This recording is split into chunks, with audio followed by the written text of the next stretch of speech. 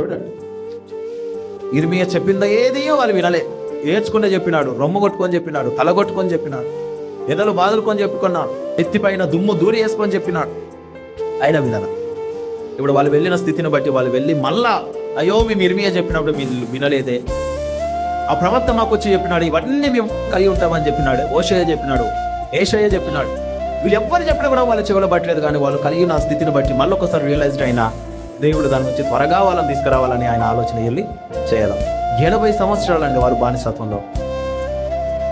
80 ఏళ్ళ తర్వాత మళ్ళీ మారు మనసు పొంది ఆ యొక్క చెరలోకి వెళ్ళిన చాలా మంది, ఆ జనరేషన్లోకి వెళ్ళిన చాలా మంది, ఆ జనరేషన్ వాళ్ళందరూ మరణించారు.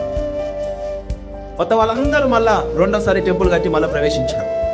వచ్చిన మళ్ళా ఒక 80 సంవత్సరాలకి, ఒక 280 సంవత్సరాలకి మళ్ళా పాపం చేసిన వారు అయి ఉండి ఇప్పుడు ప్రపంచం అంతా చెల్ల చెదరై ఇంకా కలుసుకోలేదు వాళ్ళు.